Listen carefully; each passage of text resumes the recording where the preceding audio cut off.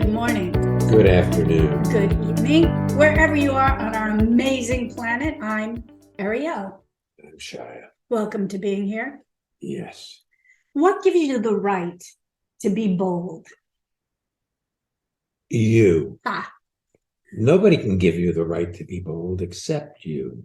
that's the theme for today. That's the quick and easy answer. We'll be exploring that theme today. And hopefully you're not only tuning in, but you're listening. It's one of those amazing, amazing gifts, listening.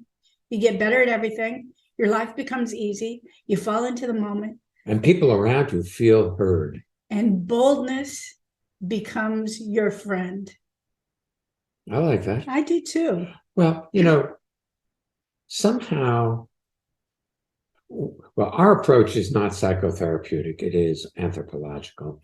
I got a degree, many years ago now, from New York University in anthropology.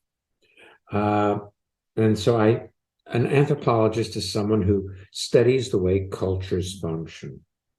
And look, we were all born into ongoing cultures. You can call it your family, but wherever you grew up, there was a culture there in the society and in the country that you lived in and the neighborhood you live in. And those cultures have spoken and unspoken rules of behavior. And one of the things in a lot of our cultures was don't be too bold. Don't be too noticeable. Fit in with everybody else and then you'll survive. So you train yourself to, in a nanosecond, check out the situation and morph your way of being to fit what you perceive as the appropriate behavior for that situation. We finish each other's sentences. We do. Young kids, they can get so excited and they haven't yet learned to tamp themselves down. You mean use your indoor voice? Which I think is great, the enculturation, so that you learn how to be a member of society. But most of us learn how to self-regulate. That's far more than... Well, I call it self-suppress. That too. The voice in our head tells us you can't say that, you can't do that. That's too bold a statement. And so you suppress yourself and don't be your genuine experience of who you are. A couple of days from now, this weekend, we'll be doing the course Step Into Your Brilliance. It's a virtual seminar. If you're coming, we're excited about it. If you'd still like to join us, you're welcome. But what I love about the title, it's Step Into Your Brilliance. It's the already ongoing brilliance that you are, that when you're self-suppressing, you don't experience. Right. And when you're bold, when you jump, when you leap into your life, that boldness will carry you through brilliantly. Yes. And it doesn't seem like that people who you think might be naysayers about your self-expression, when you're really bold and stepping into your brilliance, for lack of a better term right now, it seems like the universe morphs to support you as opposed to... I think we have to make a distinction here between being bold and being right. Because, see, if you're righteously proving your point of view as though that's boldness, it's not. It's being right. And when you're being right, you produce a phenomena where life comes back at you in not such nice ways. When you're being right, there's a cost to being right, which is your aliveness, your experience of love, and your experience of health. And let's just stop with your experience. You lose your experience of well-being. And relationship. Well, that's part of it, absolutely. It becomes not an us and them, it's a me against them. I mean, I'm sure if I'm being right about something, I can conscript you into supporting my point of view. or that's generally how people do it. We gather people to support our righteous nature. Yes. But being right really creates a schism between you and your environment. Well, but there's a cost to being right, and that cost is your experience of being alive. Where you're in your experience. That's another thing. When I first started looking at transformation or the possibility of living my life directly in each moment rather than in my thoughts about how to go about my life, I remember them talking about peak experiences where a person would discover a tree as a tree, not as a concept, but see the treeness of this tree. Well, your life can be a peak experience moment by moment. What it takes is being in that moment, and being bold gets you into the moment. Let's take our first guest. Okay. Daniela, welcome to being here. Tell people where you're zooming in from. Hi, everybody. I'm Daniela, and I'm zooming in from Euskirchen, which is located in Germany, close to Cologne. Nice to see you. Yes, Nice it to hear is. you. Welcome to being here. Yeah, thank you. Yeah, my first question would be or is, what is the difference actually between being bold and being courageous? Good question. I have to look at that. Because, yeah, Maybe there's no difference. sorry? Maybe there's no difference because it takes courage to be yourself. Really. And I think they're synonymous in this conversation, that we're talking about the same thing, the courage, the boldness to be yourself. That takes a bit of courage because everybody wants other people to like them or approve of them. And if you are being you, well, first off, I don't think this is interesting. There's an idea of boldness or courage that has force attached to Almost it. like you have to jump over something to be that. And I don't see it as force or Wishing. yeah, I see it more like it takes courage to be yourself, but not in opposition to something. And that's where I think your courage conversation is coming from, as if you have an adversary other than you yourself, suppressing you, but it's as though you have an adversary out there that you have to make your statement to, as if they're going to disagree with you. Am I correct about that? Well, I want to answer like that. When I think about courage, for me, it's like, oh, I have to put some force, yeah? And if I think about bold, it's like I have my chest up high, and my head is also looking straight. But then it comes in my perceiving, it's like, or am I now a little bit with the nose up high? And so Both your descriptors of courage and boldness have an attitude with it. And I think that's pretty. Well, that's what I'm talking about. But I'm looking at you, and I know that we're releasing this as an audio so people can't see you, but you're wearing a very vibrant purple sweatshirt. So as you're putting that on, what gives you the right to wear a vibrant purple or bold sweatshirt? yeah, I give it to myself. It's funny that you mentioned that, but because when I first bought it, I thought, oh, I can't wear that in the office, or I can't wear it here and there. And now I'm thinking, oh, I like it. Why not?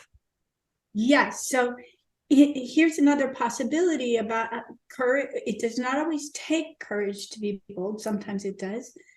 What you're describing is in a certain respect a relaxation into being boldly you, as opposed to force, which is a whole other possibility.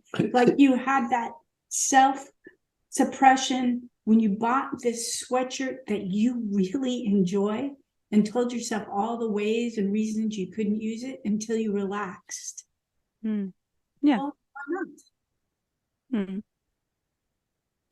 Yeah, I mean, when I read the title of this show, I am intrigued with this word bold, and in the same time, it's like I don't know how to be bold, and I think I am often bold, or at times, yeah.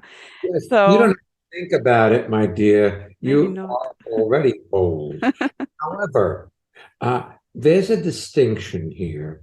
See, I think you think, very interesting.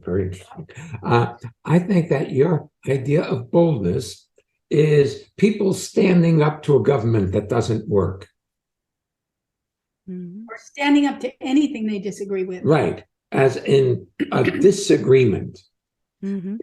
Set, and you and your partner Christian, you decided, I'm going to boldly tell him what I'm not liking about this relationship. Generally, there would be force and there would be righteousness. It wouldn't be like, honey, I'm having these feelings like I'm disconnected with you and I want to be right, that you should have done XYZ, and I just feel uncomfortable. It's not a conversation, which by the way is bold. I actually think it's more courageous to be vulnerable than it is to point a finger out and say, you make me unhappy. Well, that's the whole thing.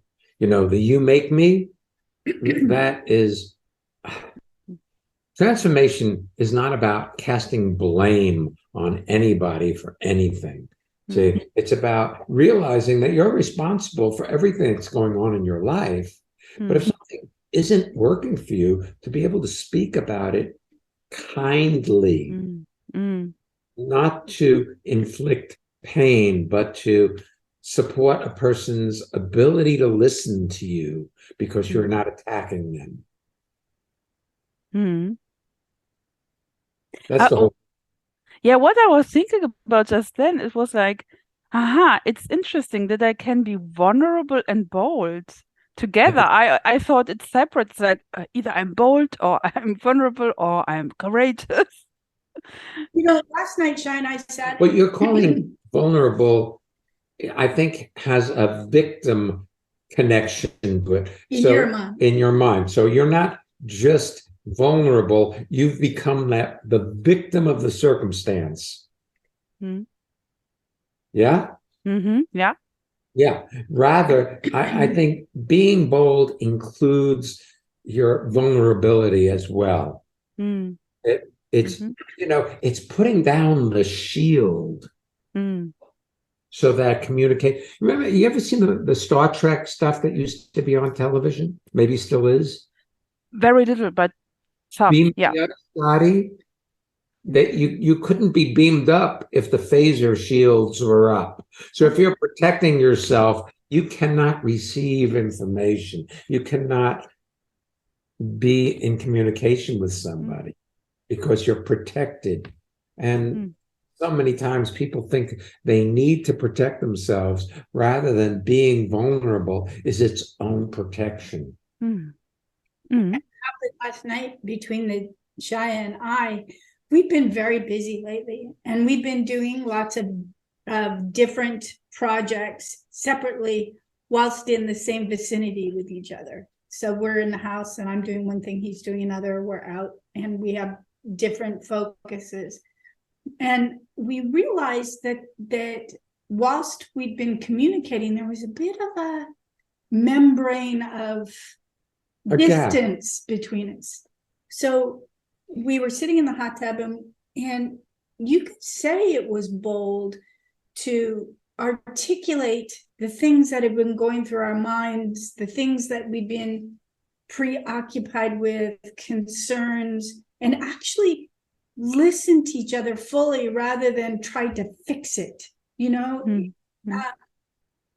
so it was really lovely to say, hey, this is what I've been thinking about, and have Shia not try to go, well, if you did this, it would, that to feel heard, it was vulnerable, it was bold, it was On both people's parts. and courageous to say, courageous to hear. Well, that's why most people have problems in relationship, is they're afraid that the other person's going to attack them. And so they don't say what's going on until it reaches a point where they can't talk about it anymore. It's become overwhelming. And Or when they do talk about it, it's with anger. There's energy, anger, blame, upset driving it, which is very, very challenging. It's very difficult to hear if you have upset or anger driving the communication. People are forced then to defend themselves, and that's not listening. Listening is allowing what somebody says to come into you so you can hear it from their point of view, not see whether you agree or disagree with it. And by the way, they're never wrong about their point of view. It's just the way they're seeing life. It may not be accurate or your experience, but it certainly is theirs. Yeah. Yeah, cool. I learned something new, so thank you. Oh, good. No, Daniela, you're such Thank you. I do, aside from that, your beauty, I do want to say one other thing, because I'm talking to you and I'm looking at you and I see the vibrant color that you're wearing. Your original description of having your chest up and your nose up, and this attitude that came with the concept of being bold. If I look at the vibrant color, it doesn't need to add anything to itself. It just is. And I have a feeling that you don't recognize how bold you already are because you have pictures of what it should look like. And you have to add something to be that way, rather than it can be, and sometimes is, a natural state for you. Thank you. You're welcome.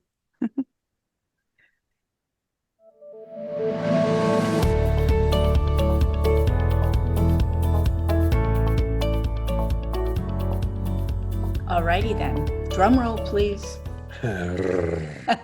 You sound like our cat. It's time for our listener feedback spotlight. While Shai is here purring with me, we get to hear from one of our listeners about how transformation has impacted their lives. And if you'd like to learn more or register for any of our upcoming courses, visit transformationmadeeasy.com. Yeah. And when I say easy, it's like the fire swamp. Yeah, join us. If you know your way through it, it's easy. If you have a good guide, it's easy. If you don't, well, there's rodents of unusual size. There's lightning sand. All those thing? I don't remember. Oh, and the fire spurts. There right. you go. There you go. We're great Transformation made easy. This is Michelle in New York City. And thanks to transformation, my life has evolved in ways I couldn't have thought of before. I met my wife at the seminar. I moved to the US to live with her, and I've started my own company. So all that thanks to transformation and to Ariel and Shia. Do you want to have well-being with consistency? Connect with people all over the world from the comfort of your own home at Ariel and Shia's lively, interactive Living Made Easy virtual seminars. Join any of their 2-hour online events or take a deep dive into the magic of being you at a virtual weekend seminar. Come on, let's connect. Find out more and register at transformationmadeeasy.com. Hey. So this weekend, step into your brilliance. with us. Yes. That's in that's a virtual seminar. Yep. So Wherever you are invited. that's right. It's Saturday and Sunday, and you can find out. April 22nd and 23rd. Look, honestly, most of the time, most of us don't realize how brilliant we are. You know, it's really easy to see other people's brilliance, but your own frequently is hidden from you in the conversation you listen to about you that you think is you. I'm not sure when you're listening to this. Hopefully, you'll be listening to it as it is released, but you never know. Sometimes people go back in the archives. So whatever seminar is up when you hear this podcast, If you are interested in joining us in a seminar, they're all wonderful. That's the one you should do. Now, the end of May, we have live in person series of seminars in Hamburg, Germany. So excited to be going back there after years of hiatus due to COVID. Yes. On Thursday, the May 25th, we are offering The Freedom to Breathe, which I could use right now. which you could use right now, and Fun as the Access Way to Enlightenment. Friday, Saturday, and Sunday, the 26th through 28th. You know, I don't know that we need way in there. Fun is the access to enlightenment. Why not? We'll make it easier for next time. Yeah, because, you know, really, when you're having fun, you're open and available to what life has to offer. When you're resisting. Upset, resisting, worrying about how it's going to turn out, there is no possibility of well-being. Yeah, You know, well-being might be a synonym for enlightenment, where you're well in being you the way you are, as you are. I love that you look at the title of a seminar that we've been offering that title on and off for a number of years, and that you see a new possibility to make it easier. That's our seminars, Living Made Easy. But by the way, we have those virtually Mondays, Saturdays, one Tuesday a month. Again, all of our seminars, including Costa Rica, which is open, and the early registration discount deadline, May 1st, is coming up. If you want to join us in 2024 in Costa Rica, either for 1 week or two, sometimes it feels like a whole month of vacation, 1 week or two, you are welcome. Again, transformationmadeeasy.com, and you can just go to the seminar section and find out what's available. That's right. Let's take our next guest. Heike, welcome to being here. Thank you so much for having me. Very excited. Where are you? I'm in Cologne, Germany. Excellent. We're coming toward you soon. Yes. So what really got me when I read the title was the quote from Shakespeare that you actually added. And because I recently discovered that I'm an actress and I'm taking camera acting classes, which is new to me. I only did stage up until half a year. And so now here it comes. I'm being bold. I've been highly successful lately. So I've been really working and filming and stuff, and my class is not. So I feel kind of. You mean the other individuals in the class? Yes, the other individuals in the class haven't been really shooting as much. They haven't getting any commercial spots, whatever. And I feel like I can't fully tell them everything that I did or that I got, because this seems like I'm bragging, overpowering them. I don't get a grip on it. It's just that there's something inside me that's well, you know, this is something we talked about earlier with Daniela.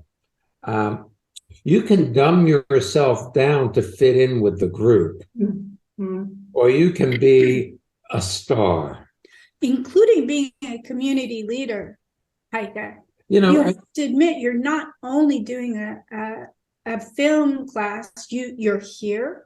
You've invested in transformational seminars for years. Have you thought to invite any of them to come with you on a Tuesday or a Saturday and tell them all that you are up to that supports it? Because your success has been supported by what you've done to take your attention off of you so you can, at an audition, be the character that they're looking for. Mm-hmm. See, you have done the work so that you're not working on yourself as you do the role, as you audition. And a lot of them are still trying desperately to get to what they think is a better them, rather than allowing themselves to be great exactly as they are.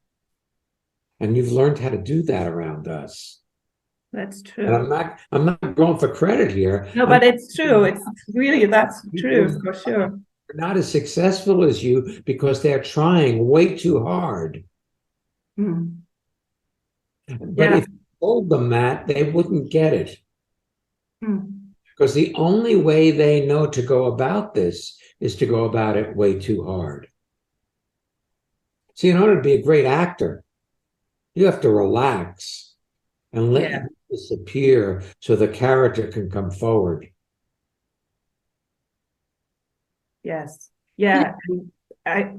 You could go to class and go, I got a job.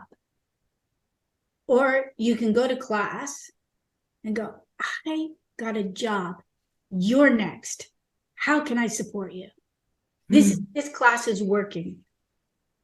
We could all have one before the end of this class. But you see, the other thing is this class is working for you because mostly you've trained yourself how to listen. Yeah. You've trained yourself to listen when somebody else is speaking. So when the teacher is speaking, you're there listening. You're not pondering what they say to see whether you agree with it or not. You're also not already slotting it in to try to do it while they're talking. You're listening. Yesterday, Sean, I went for a medical appointment, and in this office, they were training a new nurse practitioner to take blood and to stick us. So they asked if we could be her guinea pigs to see how well she could do, and we said, well, first Shai said yes, and he was fine, and then she did me. And what was interesting was while the nurse expert was explaining how to do it here in this setting, because the other nurse worked for years in a hospital, she was trying to think and do it and process it while it was being explained, rather than simply hear. And it made her fumbly. But she was very good at it. She was so much better than she knew.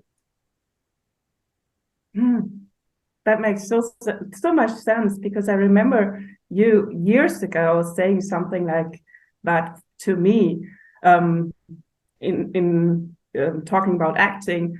And it was really like a shift point in how I approached acting at all, like listening first and then do it, and not applying everything the time when I'm looking at you because we're doing this via Zoom. Yeah. And you look better than I've seen you maybe ever. And I know you've had long COVID. I know that things weren't easy through that, but you really look lovely. And I think in a certain respect, long COVID's been good for you. Yes. It took out, this is something we were talking about with Daniela, like her idea of bold includes attitude, courage that includes force. And you had to discover the courage to do everything without force, because your body and mind could not accommodate that any longer. That's so true. Yeah, I had this flying by thought, I think the other day, when I said to my husband, Mariano, that was the best thing that could ever happen to me. It was definitely not my preference to be sick for 2 years and still not fully in my whole how I knew myself, but it was the best thing ever. Well, maybe you should start viewing yourself as this is perfect. And this is what And whole looks like, because if you're still comparing, you'll get in trouble. Yeah. Because also your memories of yourself are over time, they're distorted. Yeah, they're not accurate. Memories are like a facsimile of experience. You have an experience and it gets recorded as a memory, but it's not three-dimensional, you know. It's the story of the experience, and the experience itself is multi-dimensional. The experience has smell and touch and taste and form and dimensionality, you know? Yeah. Interestingly enough, I'll bet you in that memory trace, that idea of yourself pre-COVID, you cast yourself as a successful actress. But if you actually take a look at the quality of jobs, the frequency of jobs, the type of jobs, the amount you get paid since you've had COVID, I think it's an interesting look at what true success is for you. It's, yeah, you're so spot on. It's very true. I mean, you've won contests, you've been published, because we published podcasts, not podcasts, blogs that you've written. You've done films, you've done videos, you've done lots and lots of work, and it's not been effortful. That's true. And in fact, a lot of it has come to you rather than you going out trying to find it. Yeah, very true. Even when I think I don't get something, like last week, they called me in the next day for 2 days of shooting. So, and I didn't even apply. They found my demo tape online. So yeah, and it's really due to transformation, because I had no idea prior that it's even possible to have such a easiness about work and life. Well, as you're talking, I realize in this class, a lot of people go to class to learn, for instance, a film acting class, because they think they need it, that they don't have the skills, and therefore they are less. And I see you approaching it to learn what else is possible, but not because you're broken and you need it in order to get on the playing field of being a film actress. You're just looking for more skills and or potential, or to practice in a weekly format. Good. And Thank there's you so much. nothing wrong with communicating that. And there's also nothing wrong with contacting your instructor and say, I am getting work and I would love to be able to support everybody else, but I don't know how to do it in a way that they will feel less. So if you can give me tips on how to do it appropriate in your class, I would love to partner you so that we all get work. Yeah, that sounds great. Thank you so much.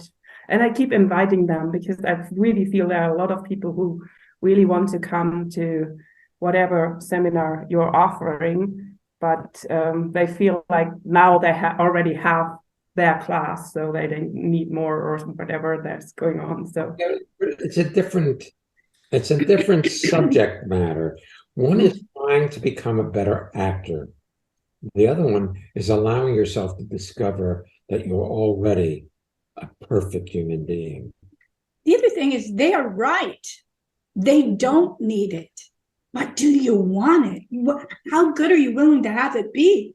yes. We don't need people to come because they think they need us. I love the fascination people have for what's possible for themselves.